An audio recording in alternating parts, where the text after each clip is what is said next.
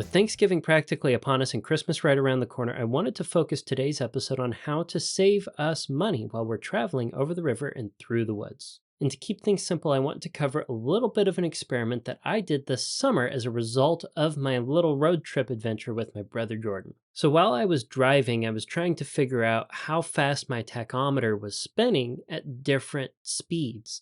I started by going around 65 miles an hour, and if I'm reading my tachometer correctly, found that I was getting a rotations per minute in RPM of about 1,750. Now, a little bit further along, I decide that I'm going to speed up. For this experiment, I'm driving a 2014 Acura MDX, which is rated to get 27 miles per gallon at highway speeds. Now, that's up to 27 miles per gallon at highway speeds. Because the faster you go when you speed up, the tachometer right here has to spin a little bit faster. When I was going 70 miles an hour, I saw that I was getting more like 1900 RPM. So 150 RPM, give or take, more than when I was traveling at just 65 miles an hour. When I speed up to 75 miles per hour, the tachometer ticks just barely above 2000 RPM. I was reading around 2050 RPM. For this clip, the instantaneous miles per gallon is not very reflective of what I'd get over the long term because the road I was driving on had some ups and downs. But the variation that I saw in the tachometer is very likely a stronger indicator of a correlation to improved fuel economy at various speeds. You see, between 60 and 65 miles per hour is when my vehicle was getting an optimal low reading on the tachometer. Any speed above that seemed to simply increase how fast the motor spins.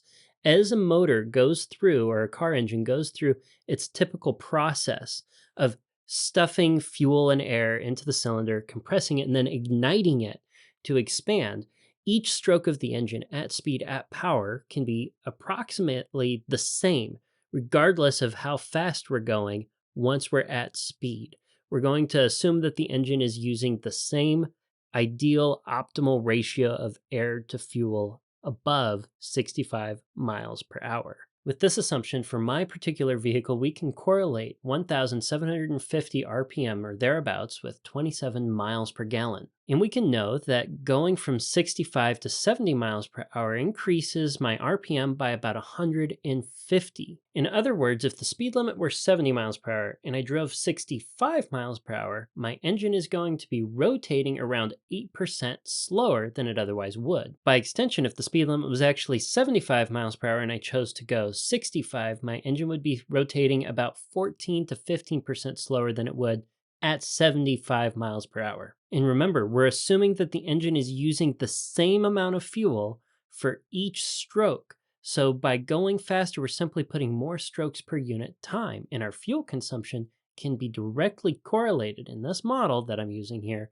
to the rotation of the engine. This means that if I get the rated 27 miles per gallon at 65 miles per hour and I increase to 70 miles per hour, I am going to be getting roughly 2 to 2.5 miles per gallon less fuel economy than I otherwise would.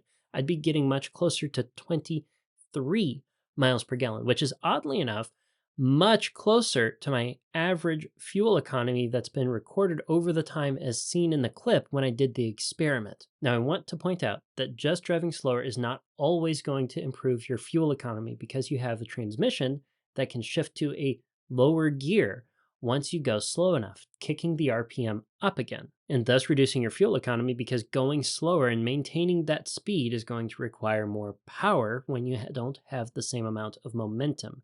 We can reduce my results down to a simpler rule of thumb, though, and say conservatively, down to 65 miles per hour, wherever your engine is optimized, which is typically between 60 and 65 miles per hour, you're going to be able to approximate an improvement of around 8% or 2 miles per gallon on your fuel economy. That's what I was seeing, conservatively speaking. That means that if you're speeding, you could be spending up to 10% more on your road trip for Thanksgiving and the holidays or just highway driving in general than you otherwise would to try to get there faster and exceeding the legal limit, you're breaking your wallet up to 10%, given my findings here, assuming you're not willing to speed more than 5 miles per hour. Now, let's assume that you're driving on a highway that's very open and you don't have a whole lot of traffic that's pressing you to be at the speed limit.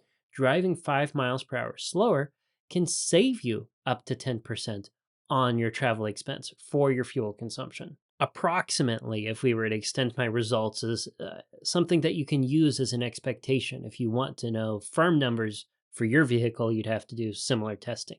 Okay, this is great for the highway driving, but we have some city driving that's going to be involved. Now, I want to point out for my Acura MDX, I get 18 miles per gallon in the city. That's the factory rated fuel economy.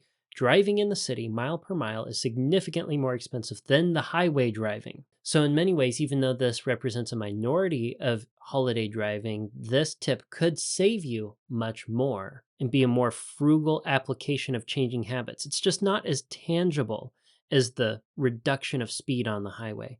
The Mythbusters are the ones who inspired me to recognize this. They had an episode on their show before they got canceled or moved on, where they were trying to answer the myth: does driving while stressed or driving while angry decrease your fuel economy?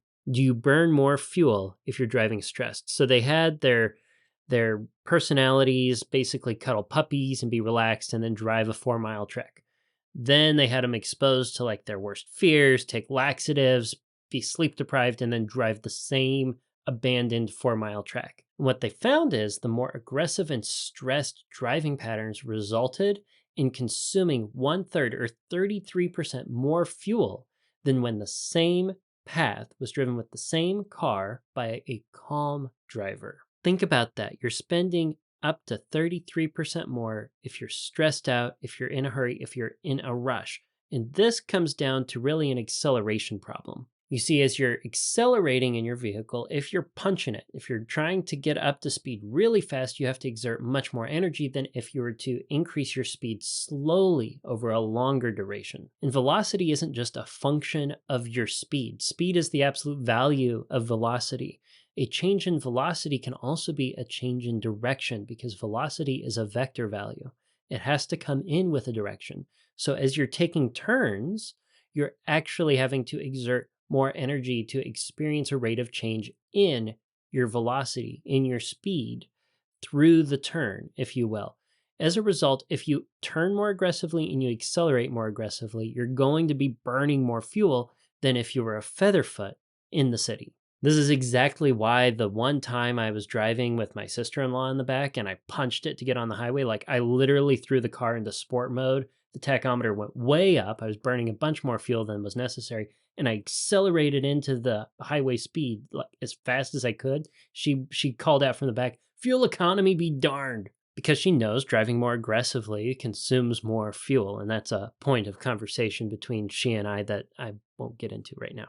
Anyway, to summarize, if you drive 5 miles below the speed limit or simply avoid speeding, you can reduce your expected travel costs for fuel by up to 10%. That's not a promise, it's an estimation, but it's still a very good bit of advice. You can trade off getting up a little earlier in the morning, spending a little bit more time on the road in order to spend a little bit less at the pump.